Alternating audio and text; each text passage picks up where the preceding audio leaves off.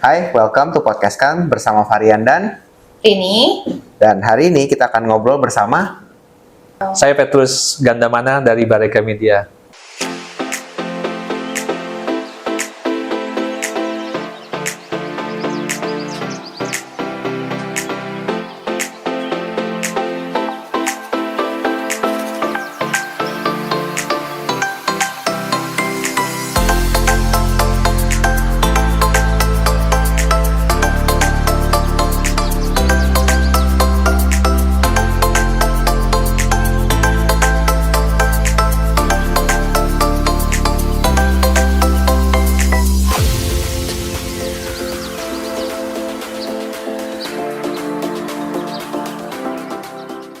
Senang sekali ya hari ini bisa bersama-sama Varian dan Rini. iya. Thank you. Thank you nih Pak, hari ini kita udah boleh ketemu.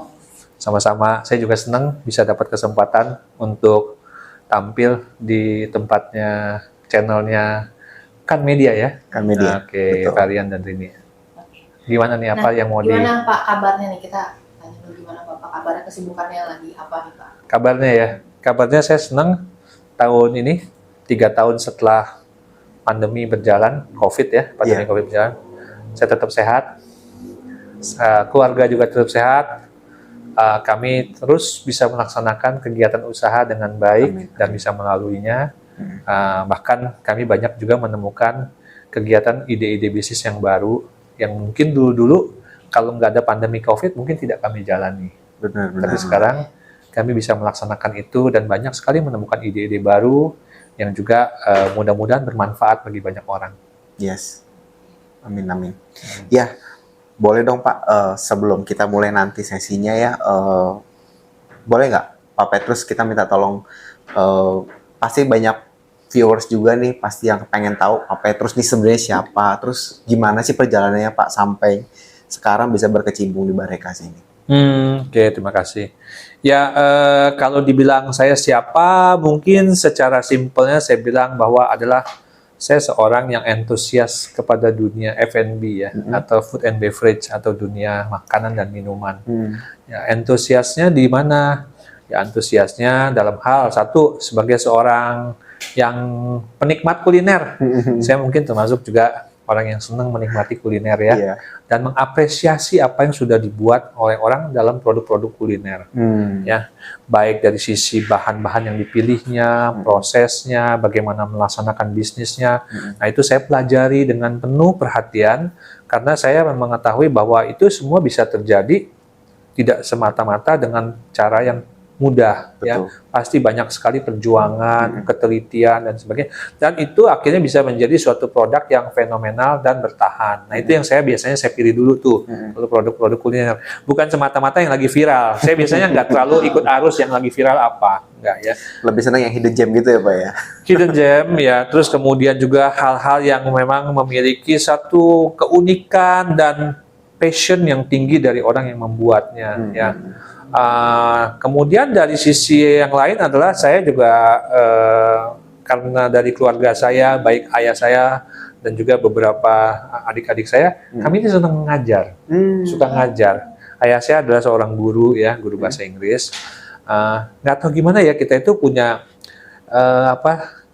kesukaan mengajar, ya, mengedukasi.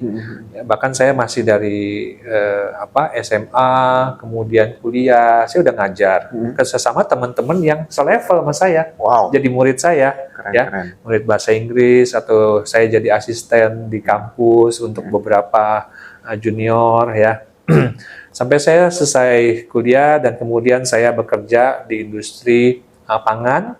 Ya, di situ saya mengajarnya kepada siapa? Saya mengajarnya kepada para staf-staf saya, memberikan ilmu bagaimana mereka tuh supaya berkembang. Ya, awalnya saya bekerja di industri pangan di Jawa Tengah ya, di suatu kampung yang mungkin atau daerah yang disebut Ungaran, ya, dekat kota Semarang. Ya, kami memproduksi produk yang berbahan dasar dari ubi jalar yang kami proses untuk bisa diekspor ke Jepang dalam kondisi frozen. Nah, di Jepang nanti itu bisa menjadi bahan baku untuk berbagai produk-produk pastry, es krim dan lain sebagainya ya. Nah, dari situ saya melihat bahwa karyawan saya banyak sekali, saya posisinya lumayan tinggi waktu itu ya, saya udah menjadi pimpinan dari perusahaan walaupun masih usianya masih muda, dipandu tentunya di guidance dengan orang-orang dari Jepang yang merupakan wakil dari pelanggan kami di Jepang ya. Nah, jadi saya melihat bahwa staf saya itu orang-orang yang tinggal di daerah terpencil, tapi harus bekerja membuat produk yang diekspor ke negara yang sangat maju. Iya. Ya, produk makanan. Waktu itu belum ada yang namanya standar HACCP apa segala, belum ada ya. Jadi kita sudah harus mengikuti standar yang tinggi. Tidak boleh ada bakteri dan lain sebagainya. Nah, saya mengajarkan kepada mereka bagaimana bekerja secara profesional, ya, dengan supaya bisa sesuai dengan standar di negara Jepang. Tentunya tidak mudah, Betul. karena mereka kan orang kampung begitu sederhana, ya kehidupan sehari-harinya. Nah, sementara standar yang harus dibuat ke negara maju itu standar yang sangat tinggi. Tapi syukurlah mereka akhirnya dengan kita mau sabar mengajarkan kepada mereka, dan mereka juga melihat ternyata banyak manfaat positif loh. Katakanlah kuku tidak boleh panjang-panjang, Betul. rambutnya harus pendek kalau di ruang produksi gitu ya. Pakai waktu itu belum tahun 90-an awal ya. Belum ada Covid, belum ada apa ya. Saya udah tiap hari pakai masker, pakai hairnet gitu ya. Tangan tuh selalu disemprot alkohol sebentar-sebentar supaya bakteri itu tidak ada atau diminimalkan. Dan mereka melihat ternyata itu positif bagi kehidupan mereka gitu ya. Dan selanjutnya memang saya ada melakukan kuliah S2. Setelah bekerja sekian tahun saya ambil kuliah S2 bidang marketing. Ya. Selesai S2 saya mulai bekerja di perusahaan besar nasional, yaitu di Indofood Sukses Makmur, divisi pabrik Bogasari, tepung terigu. Nah, di sana saya melayani industri-industri besar ya, untuk bisa masuk menjual produk-produk terigu ke perusahaan-perusahaan yang besar internasional. Dari situ saya ditugaskan lagi berikutnya untuk menghandle kegiatan marketing. Bagaimana produk-produk terigu itu semakin dipahami oleh penggunanya, ya, bukan hanya sekedar terigu flour is just flour gitu. Tapi bagaimana terigu itu memiliki karakter-karakter seperti apa, cocoknya untuk apa, bagaimana usaha mereka bisa bertumbuh dan berkembang. Ya, nah itu yang kita lakukan untuk bisa melakukan brand campaign. Ya. Ya, itu menjadi bekal buat saya yang pada saat setelah saya 8 tahun bekerja di sana, saya pikir ada kegelisahan ya dalam diri saya ya. Apakah nanti saya sampai usia pensiun, saya baru terkaget-kaget, ternyata saya nggak siap untuk jadi seorang pengusaha. Karena usia udah telanjur 55 kan, kalau usia pensiun. Padahal memulai usaha kan tentunya tidak langsung sukses ya, perlu waktu juga ya. Maka di usia 39 tahun, setelah 8 tahun bekerja di Indofood, saya memutuskan saya resign. Tidak ada satu perusahaan pun yang menjadi target saya untuk mulai bekerja. Saya murni minta izin kepada istri saya, apakah boleh saya memulai usaha dari bawah tanpa ada satu kejelasan bahwa sudah ada order di tangan. Ya. Dan atasan saya berusaha menahan saya untuk jangan keluar karena dibilang kan kamu belum ada kerjaan, belum ada orderan. Udah sambil nunggu orderan kamu kerja tetap di sini aja dulu. Saya bilang enggak, saya mau kerja itu semuanya selalu fokus. Nggak bisa setengah-setengah. Ya, saya maunya full. Jadi saya bisa komitmen pada kerjaan itu, hasilnya baru bisa maksimal. Gitu. Nggak taunya terjadi kejatuhan pasar saham. Tabungan tahun 2008. Subprime mortgage di Amerika itu menghantam pasar keuangan dunia, termasuk Indonesia. Tabungan saya yang saya simpan dalam bentuk saham habis semua. Padahal saya baru resign 3 bulan. Anyway, ya itu cobaan yang harus saya hadapin di awal ketika saya baru memulai sesuatu ya.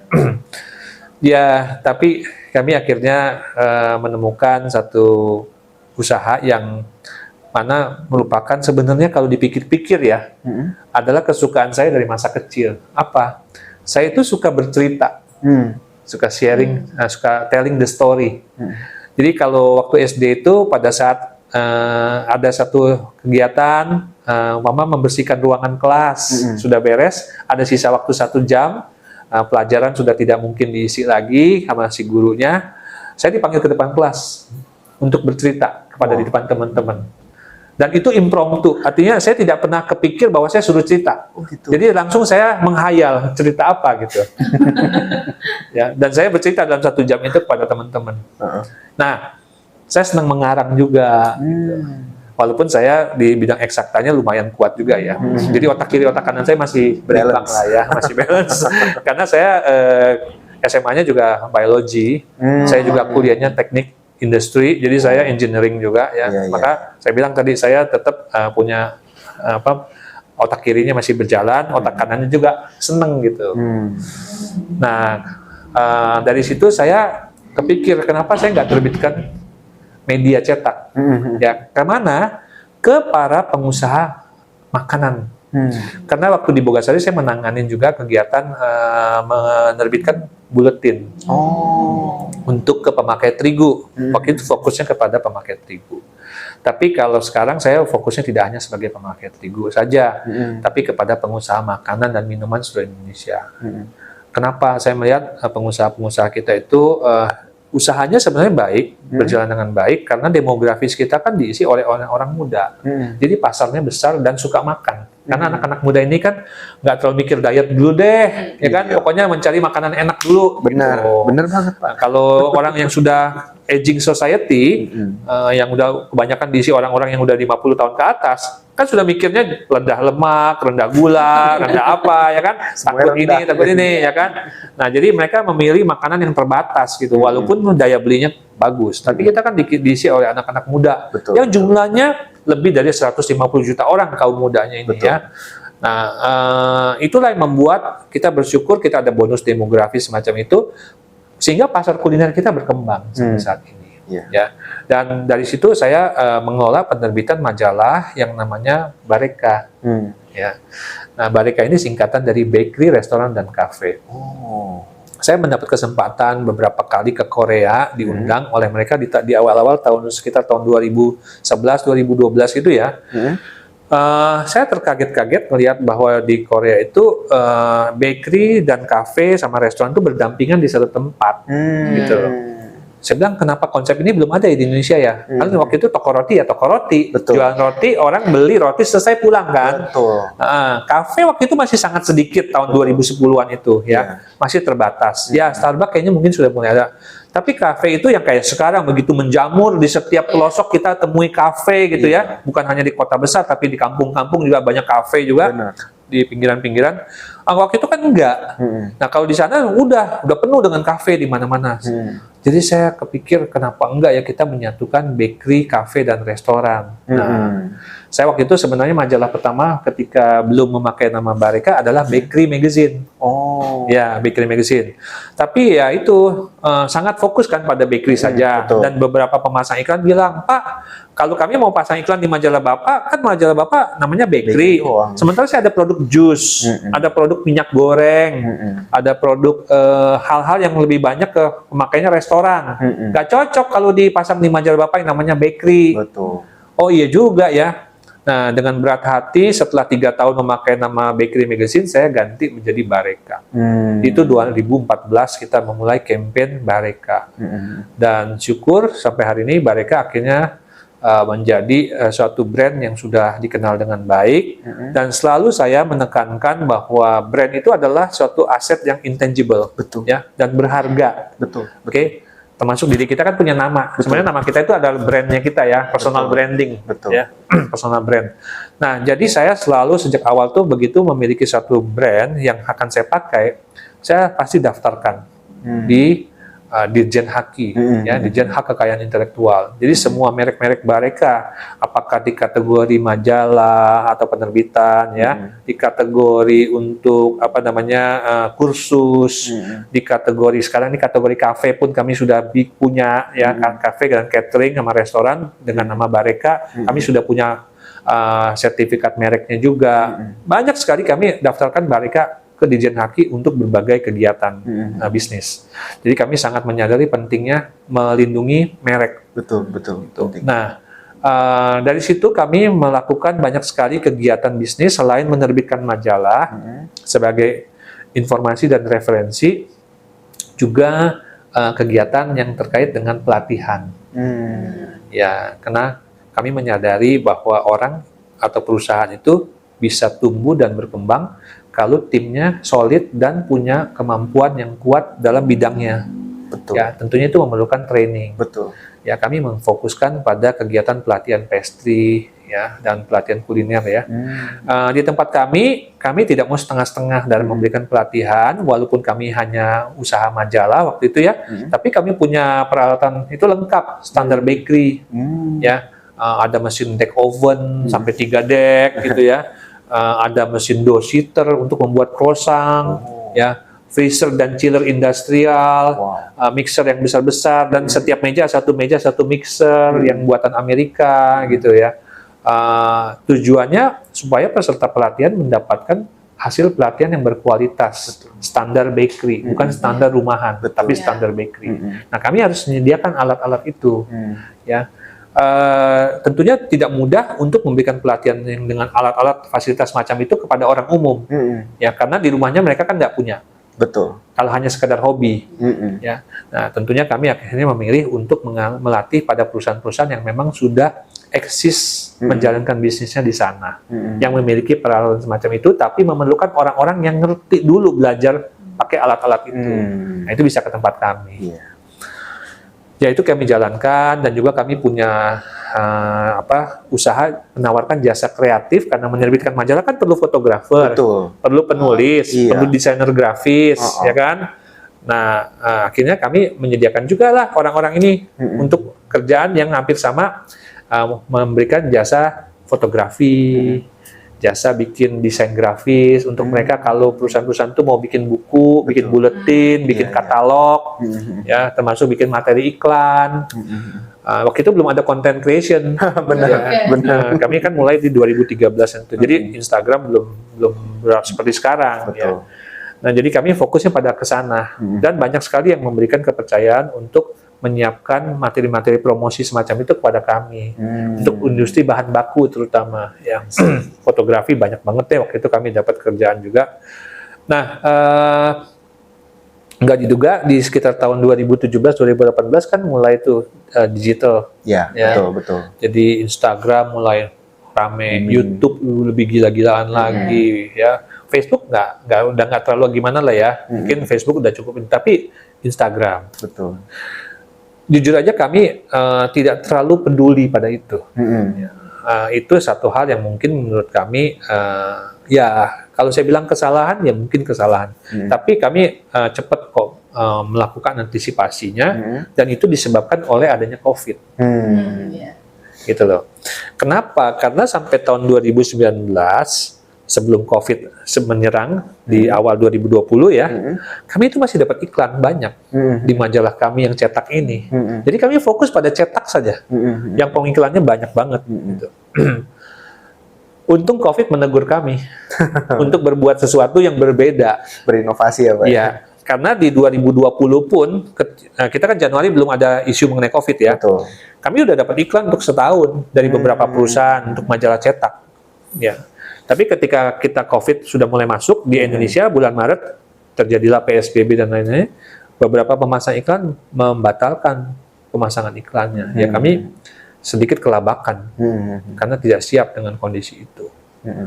Dan tim saya yang tadinya terlalu fokus pada majalah cetak, mulai kan nggak bisa melaksanakan, atau waktunya banyak sekali yang tidak bisa dimaksimalkan. Ya, di tengah situasi sulit, kadang-kadang Tuhan suka memberikan juga kepada kami hal-hal yang baik juga gitu loh. Kalau kita mau lihatnya positif. Ya, kami dapat kerjaan juga di tahun 2020 itu tengah sulit-sulitnya. Ada satu perusahaan susu besar nasional memberikan kepada kami kerjaan besar, ya, yaitu untuk menguji coba produk susu mereka untuk customer yang untuk segmen food service, ya, cafe dan pastry shop, diuji coba di kami sebelum produknya di launching, dan juga KOL itu kami yang organize KOL-nya, untuk tapi ke food service juga, jadi para barista, pastry chef, hot kitchen chef itu kami yang organize untuk posting materi-materinya melalui kami. Itu ya lumayan lah juga membantu performance kami di 2020 ketika COVID baru mulai melanda. Padahal majalahnya goyang. 2021 kami melihat apa yang harus kami lakukan karena dengan susu ini kita sudah hampir tuntas pekerjaannya, walaupun masih diperpanjang di 2021 tapi tidak sebanyak semasif di 2020 ya. Jadi kami menyiapkan apa lagi gitu loh. Sementara majalahnya sudah tidak bisa recovery karena kondisinya masih pandemi kan. Jadi kami fokus pada memberikan materi-materi yang untuk edukasi secara digital. Kami laksanakanlah kegiatan syuting Instagram Live, ya, webinar melalui Zoom, tapi webinar bisnis yang memang ada pemasang-pemasang iklannya atau sponsornya, supaya acara itu tetap bisa berjalan dengan kualitas yang bagus. Ya, jadi saya ketika sulit ya kita investasi peralatan, beli peralatan untuk webinar, beli kamera-kamera yang cocok, karena kalau kamera yang biasa kan nggak lama bisa syutingnya, takutnya panas gitu. Betul, ya. Kami belilah yang standar broadcast gitu loh. Ya, padahal kami punya kondisi keuangan sebenarnya agak berat ya, tapi kami percaya bahwa itu akan bernilai bagi usaha kami. Ya, kami investasikan ke sana. Termasuk saya sendiri menyediakan diri saya sebagai host acara.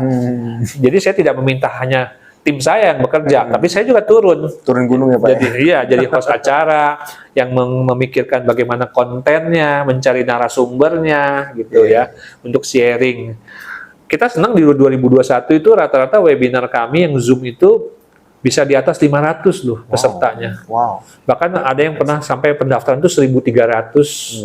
Sampai serem. Karena kan Zoom maksimal kan 1.000 aja ya. Yang daftar 1.300. Untungnya yang hadir 800-an. Jadi ya 1.000 itu masih tercover gitu. Jadi yang 1.300 daftar tapi yang hadir di 800-an. Ya seneng juga begitu. Nah, cuman saya udah mulai pikir kalau 2022 pandemi reda, apakah acara ini masih laku apa enggak nih? Jadi saya selalu udah mulai nih antisipasi selalu nih. Dan tim saya udah mulai percaya bahwa kita harus melakukan antisipasi dengan lebih pendek waktunya. Tidak lagi bisa panjang-panjang 2 tahun atau 3 tahun, tapi lebih pendek. Nah udah, jadi kita lihat apa yang lagi naik daun waktu itu. Prakerja. Yang dilaksanakan oleh pemerintah, kartu prakerja. Ya, jadi pemerintah itu memiliki suatu program membantu masyarakat yang kondisinya terdampak sekali akibat pandemi COVID. Mereka diberi bantuan uang tunai oleh pemerintah, tapi dengan syarat mereka harus melalui suatu program pelatihan dulu untuk mengupgrade diri mereka. Ya, jadi setelah dikasih bantuan itu mereka ada keterampilan yang dipakai untuk memakai uang tersebut. Nah, lumayan jumlah yang diberikan tuh jutaan orang ya oleh pemerintah. Nah, kami melihat apa pola pelatihan yang diberikan. Oh, secara online. Ya udah, saya dan tim di pertengahan tahun 2021 memproduksi berbagai produk pelatihan untuk peserta kartu prakerja. Tapi semuanya itu baru selesai dikurasi dan lolos kurasi di akhir tahun 2021. Yang tadinya saya berharap di pertengahan 2021. Ternyata baru selesai di November akhir 2021 baru selesai kurasi. Jadi yang tadinya kami perkirakan ada uang masuk dari prakerja, nggak dapat.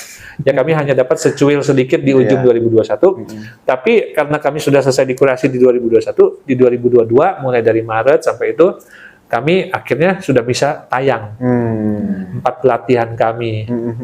Dengan saya sebagai pengajarnya loh. Saya ngajarin bikin donat, kreasi-kreasi donat, saya ngajarin bikin aneka kue kering, saya ngajarin bikin kue bolu, bolu-bolu jadul gitu ya. Saya ngajarin mereka juga aneka kuliner gorengan, risoles, martabak telur, kroket gitu ya. Saya ajarin 4 materi itu. Per hari ini, kita syuting sekarang nih tanggal 1 November, sudah hampir 11.000 orang yang mengikuti pelatihan kami. Dari periode Maret kemarin sampai sekarang. Keren. Sudah hampir 11.000 orang selesai mengikuti pelatihan kami. Ya, jadi ya nggak diduga juga sih. Tapi saya sudah dalam hati waktu itu mentargetkan, mudah-mudahan 10.000 orang bisa masuk ya pelatihan saya ya, karena sekian juta orang masa sih saya nggak dapat 10.000, benar. Betul. Per hari ini menjelang 2022 berakhir kita udah 11.000. Capai target berarti. Capai target. Dikasih jalan sama Tuhan. Nah Pak, kita tuh tadi udah dengar memang dari backgroundnya Bapak, terus perjalanan Bapak gitu, memang banyak banget ini ya, poinnya tuh adalah memang terus kasih value ya, Betul, kasih betul. value dan passionate gitu di bidangnya. Nah, Pak, dari segitu banyaknya pengalaman, apa sih pengalaman yang paling berharga buat Bapak dan membanggakan buat Bapak tuh apa sih, Pak? Pengalaman yang paling berharga dan membanggakan ya. Ya, kalau yang paling berharga menurut saya dari sekian banyak pengalaman adalah ketika kita dipercaya mendapatkan satu tugas ya untuk bisa berkontribusi bagi orang lain. Nah, contohnya ya di 2016 waktu itu ada satu badan dari pemerintah yang sekarang menjadi Menpar-Ekraf, Kementerian Pariwisata dan Ekonomi Kreatif. Waktu itu ekonomi kreatifnya masih berupa badan. Ya, jadi Bekraf, Badan Ekonomi Kreatif. Nah, waktu itu mereka meminta saya untuk menjadi mentor. Bagaimana membantu food startup Indonesia. Jadi para startup perusahaan-perusahaan rintisan yang baru mulai jalan setahun 2 tahun, bagaimana mereka itu bisa mengupgrade usahanya. Nah, ada bantuan yang akan diberikan dari pemerintah maupun pihak-pihak swasta pada perusahaan rintisan ini. Tapi bantuan itu tidak serta-merta diberikan, harus dilakukan seleksi. Yaitu para peserta yang ada ribuan orang itu harus mempresentasikan pitch deck. Ya, bahan-bahan presentasi. Apa langkah-langkah yang akan mereka lakukan? Produknya, rencana bisnisnya, laporan keuangannya seperti itu. Nah, saya kepilih sebagai salah satu mentor buat mereka. Nah, dalam bidang seleksi produk. Ya, dan itu jadi food startup Indonesia yang pertama di tahun 2016 di Jogja, 2017 yang kedua di Bali, dan yang ketiga 2017 juga di Bandung. Saya menjadi mentor buat ya lumayan lah, lebih dari 100 startup yang sudah saya seleksi. Beberapa dari mereka saya rasa sudah ada yang bisa masuk ke kancah dunia ya usahanya. Ada juga yang mungkin karena kurang komitmen, yang sebenarnya produknya bagus tapi nggak dilanjutkan ya. Tapi ada satu kebanggaan bagi saya, food startup Indonesia itu sekarang sudah udah season keberapa. Tapi saya udah nggak masuk lagi sebagai mentor. Tapi saya senang itu. Yang kedua adalah ketika satu perusahaan pameran dari luar negeri di Italia, ya, namanya Rimini Fiera, karena berada di kota Rimini, dekat Bologna di Italia. Mereka tuh sudah dari mungkin tahun ini sudah yang ke-40 ya, tahun ke-40 mereka melaksanakan pameran yang namanya SIGEP. Pameran SIGEP itu ada di kota Rimini yang merupakan pameran gelato, pastry, dan coffee. 3 pameran dalam satu tempat yang jumlah hall-nya itu ada 20-an hall. Pengunjungnya ribuan dari berbagai negara ya di kota Rimini yang terpencil. Tapi kota Rimini itu seperti juga kota wisata yang punya hotel ribuan di pinggir pantai Adriatik. Ya, itu cantik kotanya ya, Rimini. Nah, di sana saya dari tahun 2013 saya udah diminta untuk berkunjung ke kota itu sebagai observer, mewakili jurnalis. Tapi ada satu hal yang di luar dugaan, 2015 saya diminta jadi juri pastry. Di sana ya, mewakili tentunya bukan sebagai profesional chef, tapi mewakili sebagai jurnalis. Jadi ada beberapa jurnalis yang dipilih untuk jadi juri pastry. Ya, suatu hal yang menggembirakan dan membanggakan karena biasanya jurnalis yang terpilih karena negaranya ada yang wakil bertanding di sana. Indonesia tidak ada yang wakil bertanding. Nah, tapi saya diminta jadi juri juga. Mungkin karena mereka melihat saya memiliki sarana pelatihan ya, dan media Bareka dilihat sebagai media yang F&B yang proper, kredibel lah ya di mata mereka. Kita kan sering pameran di luar negeri dan mereka sering berkunjung ke booth kami juga ketika ikut pameran di luar negeri. Jadi mereka tahu bahwa kami media yang benar gitu, yang memang kredibel. Jadi ya saya diminta menjuri. Ya itu 2 hal yang menurut saya berkesan lah ya dalam perjalanan saya. Tentunya hal-hal lain yang luar biasa kalau berkesan, tapi menurut saya ya kalau dibilang membanggakan ya juga membanggakan.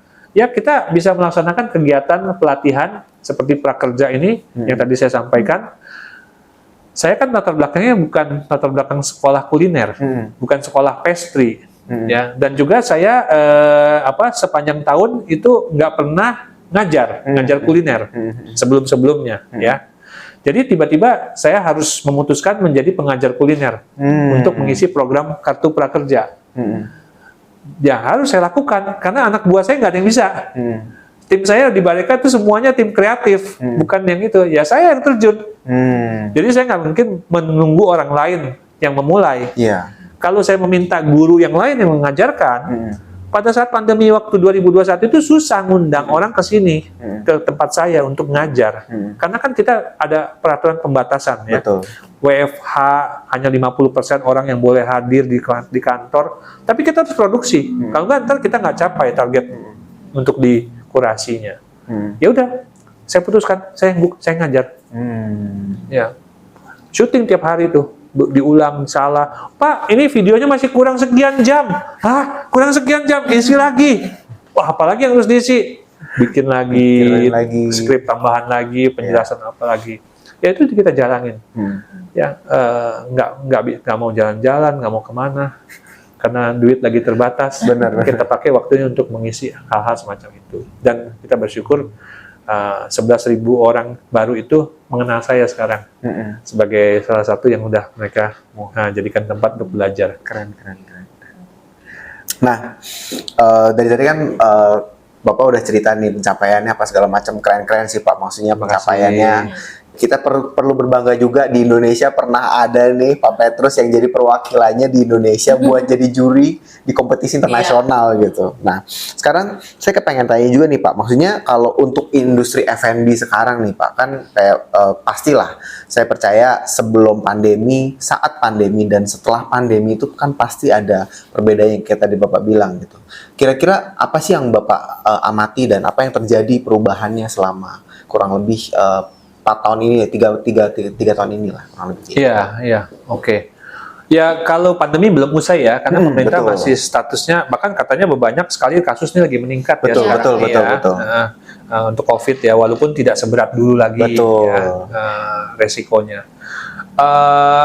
Memang untuk industri F&B kalau kita lihat, katakan sebelum pandemi dan pada saat pandemi dulu ya. Sebelum pandemi kan yang namanya orang dine in, makan di tempat itu sesuatu yang wajar, ya, dan boleh, gitu. Jadi mereka banyak sekali usaha yang memang fokus pada menerima pengunjung makan di tempat, ya, udah disetting begitu, ruangannya bisa nampung kapasitas berapa orang, styling tempat duduk, styling serving makanannya, semua, ya, karena mereka yakin ketika makanan selesai dimasak disajikan kepada para tamu, itulah yang terbaik menikmati makanan mereka. Betul. Ya, nah itu stylenya sudah begitu. Ada juga yang memang waktu itu baru mulai-mulai, ya ketika sebelum pandemi, usahanya jualan online. Jadi dia tidak terlalu fokus memikirkan bagaimana serving customer di tempat, karena keterbatasan dia atau begitulah pola bisnis dia. Betul. Ya, jadi dia jualan online. Memang ekosistemnya sudah ada waktu itu, contohnya seperti marketplace yang fokus pada jualan makanan. Kita tahu lah, mama kayak GrabFood, GoFood dan lain sebagainya. Ya, jual makanan bisa dinikmatin, ya, tapi perlu waktu untuk ngirim dan nikmatannya bukan di tempat yang menyediakannya. Ya. Nah, yang tidak diduga oleh semua orang ketika COVID hadir adalah bahwa tidak bisa menerima lagi orang pada saat itu, hanya bisa ngirim. Yang sudah telanjur membuat setup usahanya dengan dine-in, ini jujur aja pekerjaan atau bisnis yang jualan online, mereka bisa lakukan, tapi tidak nutup, tidak bisa nutup, ya, karena jualan online itu kan harganya sudah dibatasin, dan juga harus sharing buat marketplace-nya lumayan besar persentasenya, ya. Kan mereka nggak bisa naikin harga semudah itu, ya. Dan jangan lupa tadi, konsep mereka adalah makanannya fresh dimakan di tempat, itu yang terbaik. Dan sekarang mereka nggak bisa lagi itu lakukan itu. Jadi customer menikmati dengan kondisi tidak sama seperti pada saat makan di tempat. Betul sekali. Ya. Dan juga beban kosnya udah terlalu besar. sewa ruangan, atau kalau dia nyewa, Iya. atau dia punya ruangan yang tadinya sudah terlanjur besar jadi kosong melompong. Staff yang sudah terlanjur banyak untuk melayani pelanggan nggak ngapa-ngapain. Ya. Nah, tapi harus lakukan sesuatu. Betul. Jadi apa yang dilakukan pada saat itu, mereka menemukan titik-titik efisiensi yang ekstrim yang harus dilakukan. Yang pertama, apakah mereka melihat ternyata kalau kita mau bertahan dengan model bisnis yang baru, si Anu itu baru kelihatan nggak kerja pun bisa kita nggak pakai. Unit bagian produksi yang ini, kalaupun kita nggak punya, kita masih bisa tetap jalan loh. Kok selama ini kita nggak tahu ya? Ternyata bisa, kita nggak punya kegiatan itu, kita tetap bisa running bisnis. Nah, mereka melihat itu. Contohnya hotel lah ya, saya ambil contoh ya. Pada saat pandemi, mereka banyak sekali tidak bisa menerima tamu. Ya, ada yang mungkin terima tamu untuk karantina, Betul. tapi banyak yang nggak bisa terima tamu. Saya dengar banyak sekali hotel bintang 5 nggak bisa terima tamu. Ya, mengerikan ya, dan mereka luar biasa nangis. Ya. Kemudian mereka melihat bagian dapur, pastry, dan bakery-nya. Karena nggak ada tamu, nggak mungkin produksi roti atau produksi kue. Mereka sih berusaha nawar-nawarin jualan roti dan jualan kue kepada orang, delivery. Tapi setelah sekian lama, orang Indonesia itu lupa bahwa hotel itu sebenarnya dulunya itu tempat orang nyari kue dan roti yang enak. Benar. Kita udah lama mencari kue dan roti yang enak itu sekarang di luar hotel kan. Iya. Ya banyak kan pelaku usaha yang bagus cake-cake-nya. Betul. Jadi kita nggak cari lagi di hotel. Iya. Jadi ketika mereka nawarkan itu, harga produk mereka udah nggak bisa bersaing. Betul. Ya, sudah tergantikan oleh perusahaan-perusahaan yang sudah terkenal namanya, jualan cake dan sebagainya di luar hotel.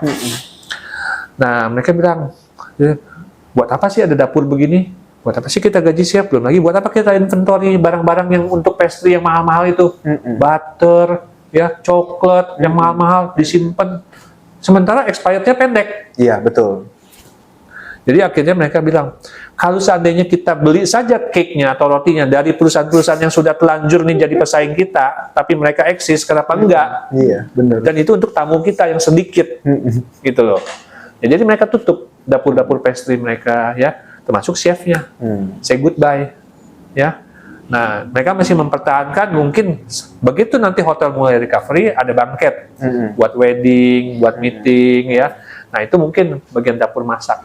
Itu pun dia akan dicari produk-produk mana yang sudah bisa di-outsourcing di luar hotel, Betul. supaya bisa efisien.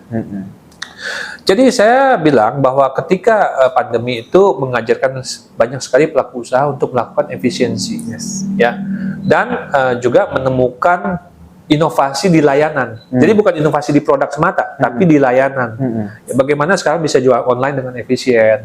Bagaimana tamu itu sekarang itu di campaign produk-produk dikirim informasi produk-produknya melalui Instagram, melalui WhatsApp dan lain sebagainya. Yang dulunya mungkin mereka nggak peduli itu. Betul. Tapi sekarang mereka harus lakukan itu kalau mau tetap bisa bertahan di bisnis ini, atau kalau perlu ini.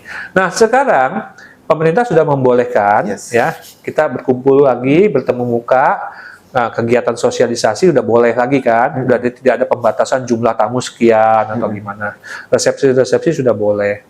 Yang saya lihat adalah tadi, yang saya kita udah efisien begini, mau balik lagi boros lagi kan nggak mungkin, karena efisien itu membuat margin mereka jadi tebal. Betul. Kalau digandakan jumlah tamunya, paling mereka perlu hanya nambahan staf bagian layanan tamu, gitu.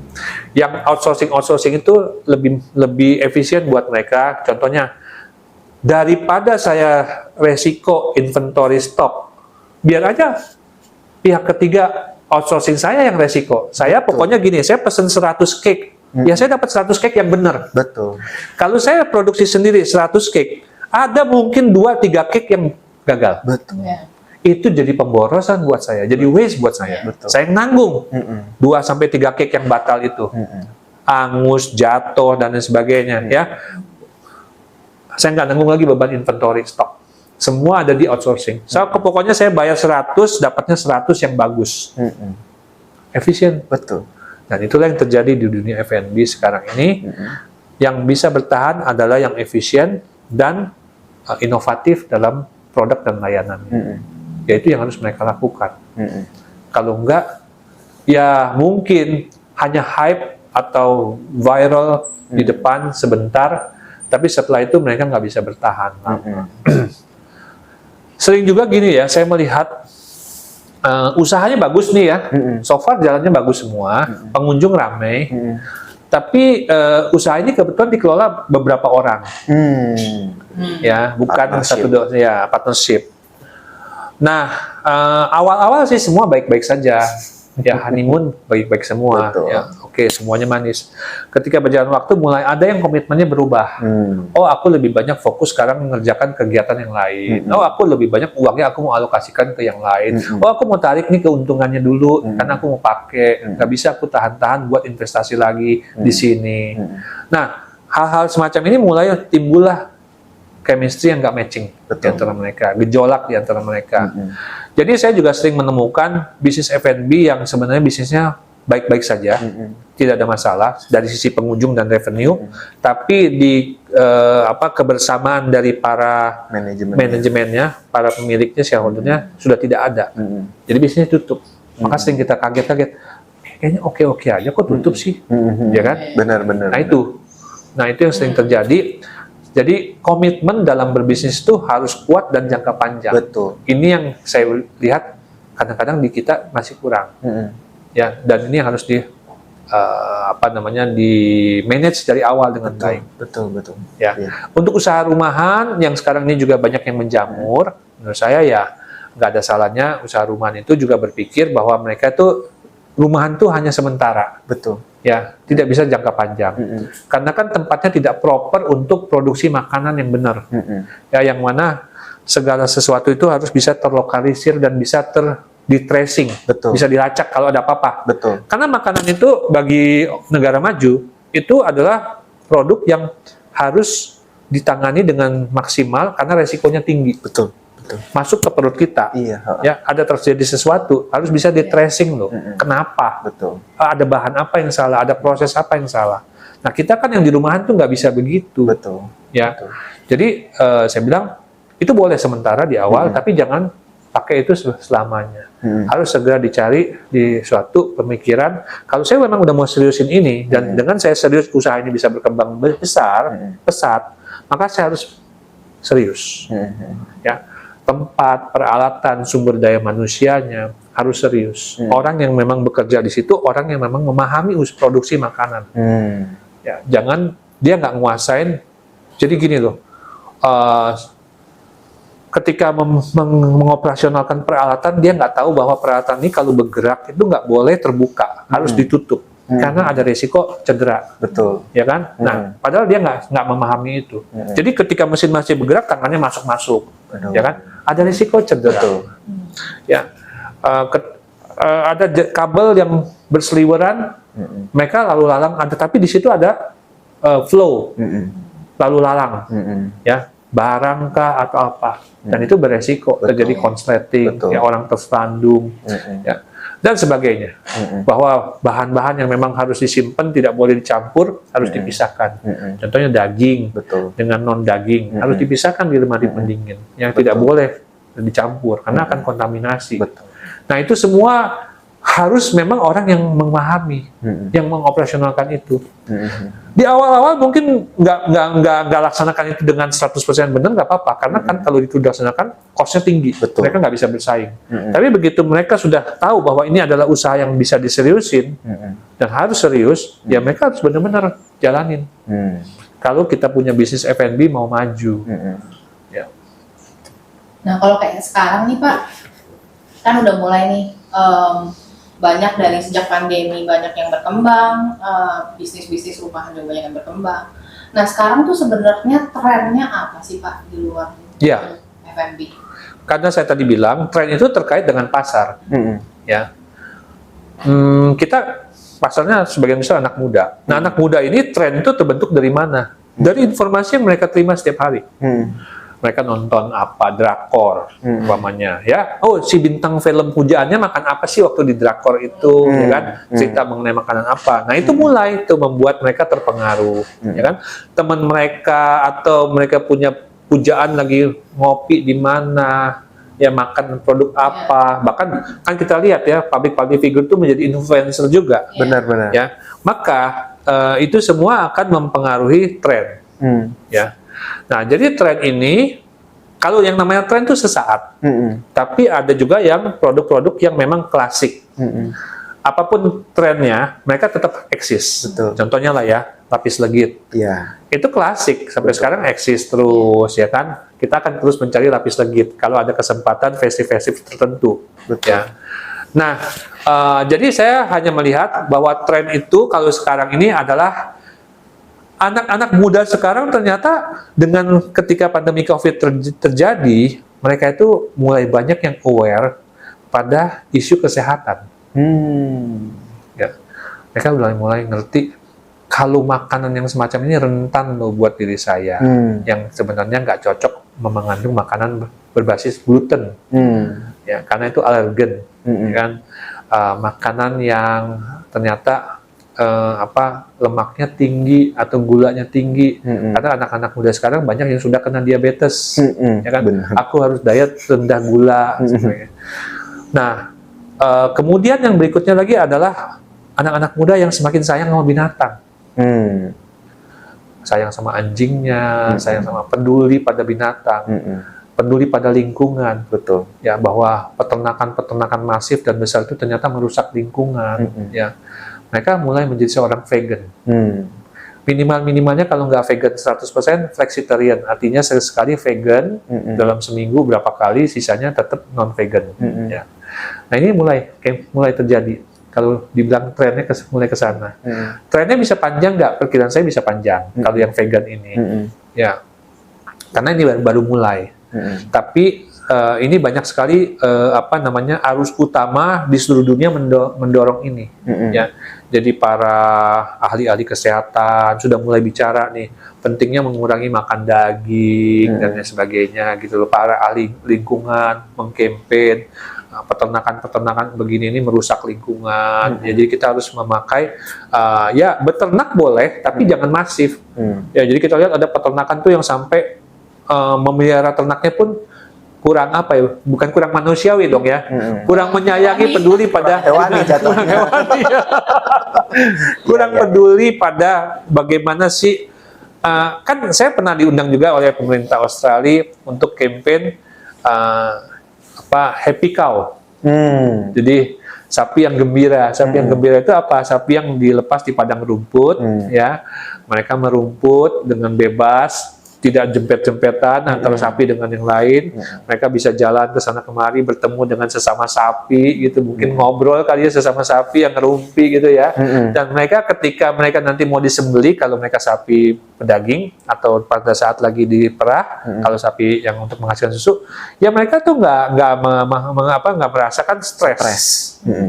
Gitu ya. Nah, yaitu bagaimana mengkampanyekan hewan-hewan yang bakal dikonsumsi itu dengan kondisi yang membuat mereka tuh tetap bahagia, karena dipercaya kualitas produk yang dari hewan yang semacam itu memiliki nilai yang lebih tinggi, harganya pun premium. Betul. Dikultivate lebih inilah ya, lebih organik lah ya, Iya. contohnya ya nanti. Dan lingkungannya harus dijaga, itu kayak carbon tracing apa segala, mereka benar-benar peduli sekali. Oke. Kan tadi udah bicara soal tentang trennya nanti ke depannya juga seperti apa. Ya, nah terus nih Pak, buat para teman-teman nih nanti yang kayak tadi kan kita udah tahu lah ya, industri F&B itu dari dulu sampai sekarang kayaknya selalu menjadi salah satu industri yang hot, apalagi kayak tadi Bapak bilang di Indonesia ini kita kan kita punya bonus demografi itu gitu. Jadi buat teman-teman yang nantinya mungkin baru mau, maksudnya berminat atau mungkin mereka baru mulai gitu loh, ada nggak sih tips-tipsnya untuk para pelaku bisnis di F&B ini gitu loh? Ya, saya rasa apapun bisnisnya selain F&B, kita ketika mau menerjunin bisnis itu, kita pertama harus paham dulu bisnis itu seperti apa. Ya. Minimal jangan sampai buta sama sekali deh. Nggak perlu kita ahli di sana, tapi paling nggak kita paham. Katakan kayak kita mau bisnis, terjun ke bisnis roti. Ya kita nggak perlu jadi seorang baker yang ahli sekali baru terjun ke bisnis roti. Nggak perlu. Tapi kita paling nggak tahu. Untuk bikin roti itu harus apa standarnya, ya, bagaimana mengelola bisnis roti, ya, mesin-mesin yang proper tuh gimana, bahan-bahan yang proper tuh bagaimana, itu aja, ya, dan titik-titik kritisnya ada di mana, gitu loh. Oh, ini nggak boleh dijual lebih dari sekian hari karena sudah expired, berarti ini barang yang sekian hari harus laku. Bagaimana caranya sekian hari harus laku? Berapa kapasitasnya, ya kan? Orang apa yang harus bekerja? Karena ada bahan apa di situ yang akan dicampur. Ya, kualifikasinya gimana. Nah, maka yang pertama kita memiliki pengetahuan mengenai produk apa yang akan kita jual kepada masyarakat. Yang kedua tentunya kita memahami siapa target pasar kita. Ya, tanpa kita memahami target pasar kita, maka kita membuat perencanaan apapun nanti tidak maksimal, tidak efisien, dan akhirnya kita kalah bersaing. Ya. Karena dengan kita memahami pasar, katakanlah kita mau targetnya adalah pasar kelas menengah ke atas, berarti kita udah harus siap volumenya kecil, karena kan harganya mahal, ya tidak bisa dibeli oleh masyarakat kebanyakan. Betul, lebih niche. Lebih niche. Tapi kalau kita mau targetnya kelas menengah ke bawah, berarti bagaimana kita caranya membuat produksi itu sehingga harganya jadi terjangkau, marginnya tipis. Betul. Volumenya harus banyak, ya. Nah, siapa mereka? Kita harus pahami nih mereka, pasar kita ini tinggalnya di mana, kemana mereka beli suatu produk, berapa spendingnya, ya kan? Packagingnya harus bagaimana, dan lain sebagainya. Cara apa yang kita harus pakai untuk menjangkau mereka. Nah, ini harus kita pahami. Dan berikutnya adalah kita harus menyiapkan aset penting dalam bisnis kita, yaitu tadi yang saya sudah sampaikan, branding. Karena branding inilah yang akan membuat produk kita akan menjadi berbeda dengan produk-produk yang sudah eksis. Betul. Atau yang akan eksis ke depan, bersaing dengan kita. Sekali lagi, bisnis makanan adalah bisnis kepercayaan dan selera. Itu sifatnya sangat personal, sangat subjektif. Benar. Bukan sesuatu yang, katakan gini, kalau saya beli pena, sepanjang saya mau pakai pena untuk nulis, ya udah, pena merek apapun nggak ada masalah. Jadi. Kan? Jangan kemahalan banget deh. Iya. Tapi begitu pena itu adalah untuk menunjukkan saya punya status, saya akan mencari pena yang ada brandnya apa. Betul. Ya kan? Kalau saya seorang penulis kaligrafi, saya akan mencari pena yang khusus untuk kaligrafi, yang bagus performance-nya, tintanya bagaimana, dan lain sebagainya. Jadi kita mau yang bagaimana nih? Ya. Nah, makanya kita harus bisa membuat satu branding yang jelas. Kemana saluran brandingnya, campaign-nya lewat apa, ya kan? Kalau sekarang kita beruntung, dunia sosial media itu membantu kita cepat menjangkau satu target segmen pasar, tapi dengan biaya yang lebih ekonomis dibanding zaman dulu. Betul. Ya. Yang berikutnya lagi adalah yang menurut saya juga penting. Kita sering ya dalam berkalkulasi bisnis, kalau saya capai target ini, kalau saya untung, kalau saya begini, semua yang positif. Kita lupa kalau itu tidak tercapai, berapa lama kita bisa bertahan. Iya. Ya, jadi kita harus bisa membuat satu juga perhitungan cadangan dalam 1 tahun. Kalau saya tidak berhasil, saya tetap eksis atau enggak? Dan kalau itu tetap eksis, bagaimana caranya? Ya kan? Kita kan ada dong membuat perencanaan dong. Ini nih, kita mau jualan nih 100 kue sus per hari. Ternyata jangankan 100, 10 aja nggak capai, ya kan? Oke, kita pikir caranya bagaimana supaya capai 100. Dipikir-pikir ketemu 20 tapinya, nggak 100 juga. Terus sampai setahun nggak 100 itu belum tercapai. Nah, bagaimana? Ya, oke, kalau kita tetap mau jalanin terus, karena kita percaya suatu saat orang akan suka sama produk kita. Tahan berapa lama? Kalau kita bilang, oh saya cuma tahannya setahun. Setahun ini sudah cukup nggak buat kamu? Jangan-jangan nih di bulan ke-12, di bulan ke-13 atau ke-14, itulah titik balik kamu. Momen kamu untuk tiba-tiba naik, dicari orang. Gitu ya, Pak? Iya. Nah, itu tapi kita nggak pernah tahu kapan itu momen ketika tiba-tiba market mulai mencari-cari kita. Karena saya percaya bisnis makanan itu lebih kuat dan bertahan lama adalah yang sifatnya referral, word of mouth. Iya, word of mouth ya. Ya, referral. Jadi saya dapat kue dari Rini, saya makan, enak nih. Saya ngomong ke teman, nih nanti kamu kalau mau pesen kue ke Rini. Teman saya lebih percaya ngomongan saya daripada dengar iklannya Rini. Betul. Setuju banget, setuju. Percaya dia sama saya. Karena, Petrus kalau ngomong, apalagi dia memang kalau soal makan mah dia jago deh, gitu ya. Iya. Paling doyan makan sih soalnya dia. Iya. Nah, dia lebih percaya sama saya ketimbang iklan dari produsen. Iklan produsen itu hanya untuk awareness. Tapi untuk meyakinkan, untuk mempersuasi orang membeli itu perlu waktu. Dan kadang-kadang moment of truth-nya ketika orang sudah datang ke tempat kita, hari itu ya produk kita lagi kurang bagus, pelayanan kita lagi jelek-jeleknya, kesian loh, mereka nggak akan balik lagi. Iya. Iya. Karena experience-nya nggak menyenangkan. Ya, masih untung dia nggak viralin, experience-nya nggak menyenangkan itu kemana-mana. Benar. Ya kan? Tapi sayang, padahal yang paling penting dalam bisnis itu, F&B termasuk, adalah repeat customer. Betul. Jadi repeat customer ini menjaga bisnis kita. Nanti repeat customer yang besar ini nih, katakanlah saya baru datang lagi 2 bulan lagi ke tempat itu ya, atau 3 bulan lagi. Tapi jumlahnya itu tiap hari yang datang yang 2 bulan, 3 bulan lagi itu banyak banget. Jadi tetap aja tiap hari itu banyak. Benar-benar. Ya nanti si Petrus 2 bulan lagi, nggak apa-apa. Tapi besok ada si A yang 2 bulannya lagi sekarang jatuhnya. Ya si B yang 2 bulannya lagi sekarang juga jatuhnya. Nah ini yang kita bentuknya perlu waktu. Betul. Teman saya ada ya kafe di Kelapa Gading, tempatnya ada di jalanan nggak kelihatan. Jauh di dalam dari jalanan. Ya, tersembunyi tempatnya. Tapi tiap hari rame. 80-90% kafenya rame. Ya. Dia sendiri mengakui produk dia tidak istimewa amat kok, biasa-biasa aja. Tapi rame terus. Ya, dan itu perlu waktu ketika dia 3 tahun pertama sepi. Wow. Tapi 3 tahun. Tapi dan dia sudah jual ini jual itu, sampai dia bilang kredit limit pun udah mentok kartu kredit karena dipakai buat belanja untuk isi dia punya usaha. Ya. Tapi dia punya passion yang luar biasa. Tamu itu dia selalu memperkenalkan satu tamu dengan tamu yang lain. Ya. Jadi kita seperti akhirnya dapat teman baru di sana dan dia meluangkan waktu juga mau ngobrol sama kita. Itu konsisten dia jalanin sampai sekarang udah 7 tahun. Wow. Maka tidak heran tempat dia kalau kemarin COVID itu orang lain bisnisnya sepi, dia bisnisnya ramai. Padahal tempatnya tidak kelihatan dari pinggir jalan. Iya. Dan itu satu berkah juga karena nggak dilihat sama Satpol PP. Ada tempat orang ngumpul-ngumpul di situ. Ya, jadi saya rasa hal semacam itu, pahami bisnis kita dengan baik, ya.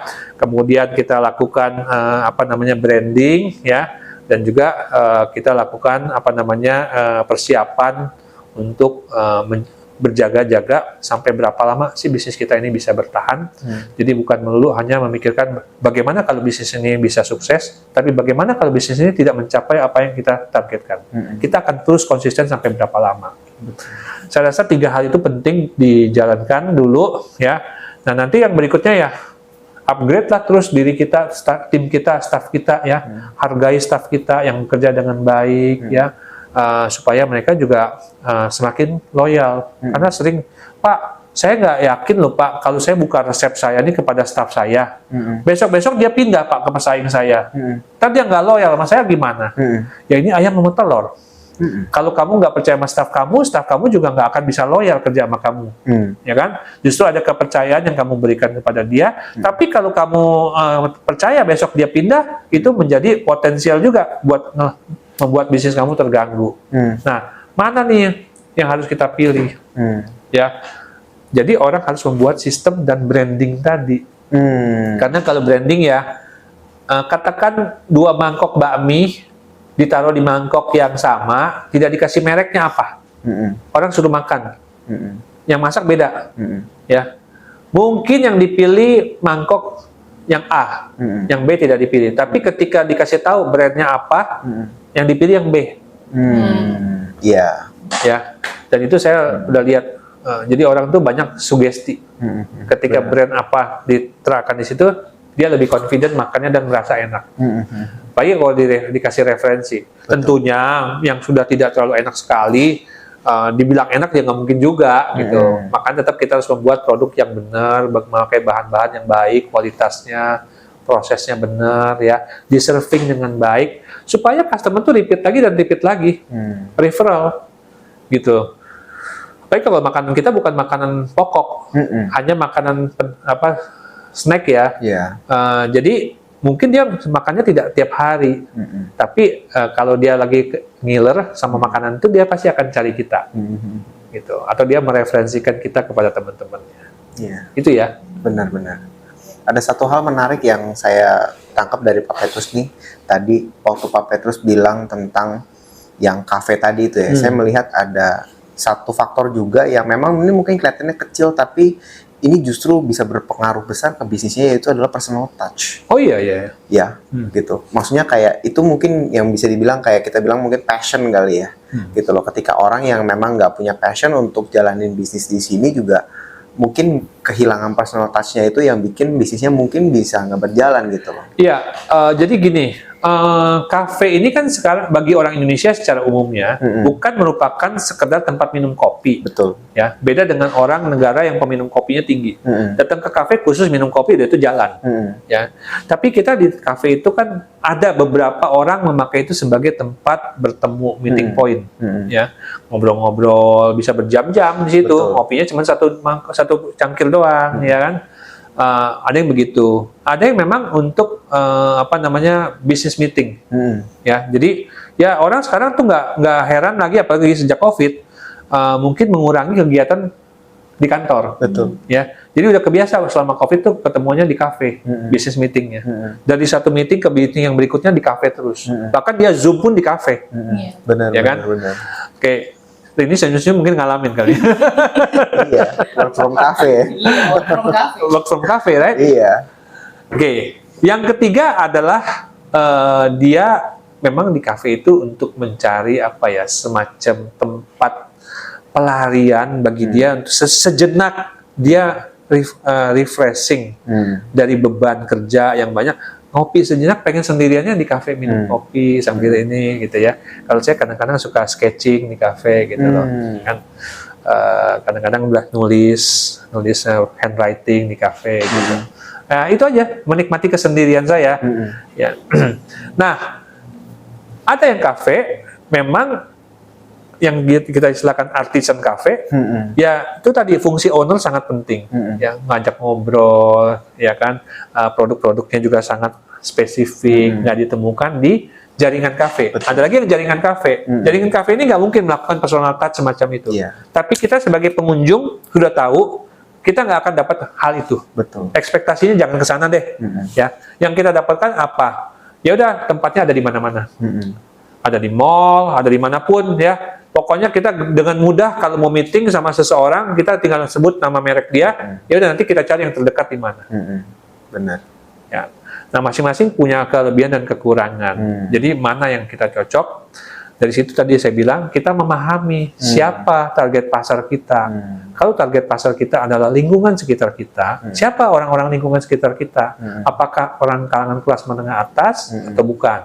Kalau kelas menengah atas, usianya berapa? Siapa mereka nih? Apakah orang-orang yang sudah pensiunan, ya atau bukan? Nah, kalau orang yang sudah pensiunan, bagaimana nih kita giring mereka datang ke kafe kita? Suasana apa yang ingin dibangun di sana? Tentunya tidak dengan musik yang beatnya tinggi, ya, musiknya lebih calm. Ada beberapa aktivitas-aktivitas yang sekali kita adakan buat mereka supaya mereka tuh bisa ngumpul-ngumpul dengan yang sesama mereka. Nah itu, ya. Tapi kalau mereka targetnya adalah yang orang yang mau cepat beli kopi, sebentar aja, take away, nggak perlu ngumpul-ngumpul duduk situ. Ngapain kita menyediakan sarana semacam itu? Ya, dulu ada chef sangat pinter sekali membuat mie tarik pakai tangan, pinter banget. Dia dipakai oleh satu restoran mie tarik terkenal di Jakarta Selatan. Oke, dia bikin mie tarik itu ya dari segumpal adonan mie segini bisa jadi seperti setipis rambut mie-nya. Wow. Ya, diseduh, disajikan dengan kaldu bebek yang luar biasa enak. Oke, suatu saat dia resign dari perusahaan itu dengan keyakinan bahwa dengan kemampuan dia yang hebat itu, dia bisa jalanin usaha sendiri. Oke, dia akhirnya buka di satu tempat yang lokasinya adalah dekat daerah rumah dia. Kebanyakan orangnya levelnya kelas menengah bawah. Dia jual semangkok harganya 30.000. Waduh. Padahal dia bilang itu separuh dari semangkok yang dia jual dulu, restoran yang tempat dia kerja, yang 60-75 ribu semangkok. 30 ribu itu nggak laku satu hari pun. Kadang-kadang cuma terjual satu pun udah syukur. Karena memang target marketnya nggak cocok yang begitu. Betul. Dan mungkin mie itu, kaldu itu dan buat orang sekitar situ terlalu plain.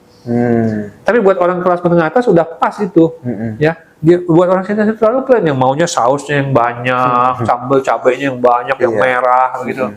Jadi nggak matching.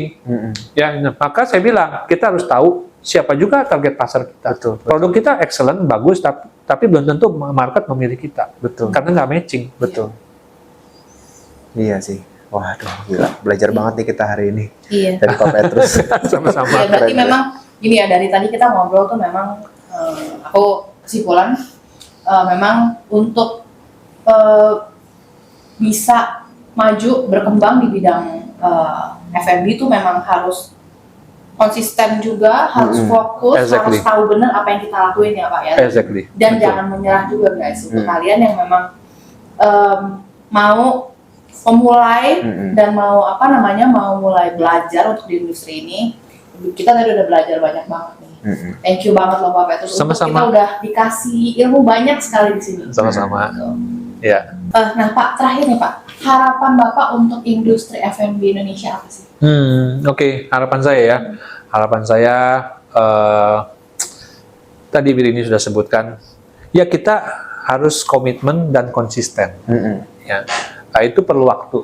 Jadi jangan kita mentargetkan segala sesuatu itu cepat sukses. Ya boleh berharap begitu, tapi kita sudah harus menyadari bahwa membangun suatu kesuksesan yang sustain, yang bisa berkelanjutan jangka panjang itu memerlukan waktu.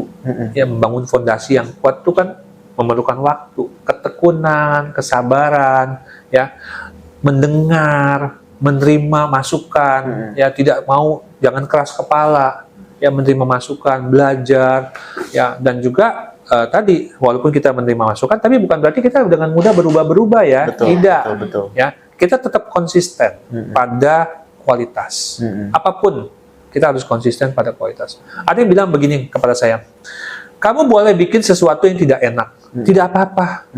Sepanjang kamu konsisten, besok tidak enak, besok lusa tidak enak, terus dan hari-hari yang akan datang tetap tidak enak yang sama. Lama-lama market bilang, oh makanan kamu itu enak loh. Jangan hari ini tidak enak, besok enak. Besok enak, lusa tidak enak lagi. Nah, market akan ninggalin kamu. Iya. Ya. Karena masalah rasa itu tidak ada kata tidak enak dan enak. Yang adalah cocok dan tidak cocok. Benar. Asin bagi seseorang dibilang tidak enak, padahal tidak cocok. Betul. Di tempat lain asin itu enak banget. Benar. Setuju. Karena dia sudah cocok, udah makan tuh dari kecil. Lidahnya udah terbiasa dengan masakan ibunya yang asin. Setuju. Ya. Jadi konsisten itu penting, komitmen, ya. Saya selalu berusaha memberikan penghargaan yang namanya Bareka Award kepada usaha-usaha dalam negeri, anak bangsa yang memang berkomitmen pada kualitas produk dan layanan yang maksimal. Nah, kita udah beberapa kali juga memberikan Bareka Award karena saya ingin memberikan motivasi kepada pelaku usaha kuliner di dalam negeri agar jadilah excellent. Jadilah kita tuan rumah di negeri sendiri. Jangan yang berkuasa di sini adalah industri-industri dari luar negeri. Betul. Yang merek-merek dari luar negeri. Setuju banget. Yang mana sebenarnya menurut saya ya kalau kita bikin, kita sebenarnya bisa bikin yang lebih enak, lebih oke gitu loh. Cuman masalahnya kita kurang pede, tidak komitmen, kurang konsisten dan lain sebagainya. Ingat, makanan-makanan kita itu beragam sekali karena kekayaan budaya Indonesia yang begitu beragam. Jadi itu kita berkesempatan itu mencicipi berbagai rasa dimanapun, ya mulai dari di Aceh ke Medan ke Sumatera Barat, turun ke Riau ke Palembang, makanan itu ragamnya tuh udah banyak sekali. Benar. Ya kan? Jakarta, kemudian ke Bandung, terus sampai ke ujung timur sana, itu makanannya beragam. Dan kalau kita bisa mengapresiasi berbagai makanan itu, kita itu sudah menikmati makanan yang kaya, tidak perlu keluar negeri. Betul. Hanya di Indonesia saja, segala kekayaan itu ada di sini. Betul. Ya, dan itu Setuju. ditanam di Indonesia semua, produk-produknya, bukan barang-barang impor. Betul. Jadi kita juga harus membantu pemerintah bagaimana kita menghemat devisa pakailah selalu juga bahan-bahan yang ada ditanam di dalam negeri, Yes. ya, supaya kita bisa juga mengapresiasi makanan-makanan kita. Benar. Saya rasa demikian pesan saya kepada industri F&B dalam negeri, pakai semaksimal mungkin dengan daya kreasi, daya inovatif, bahan-bahan apa yang ditanam di Indonesia.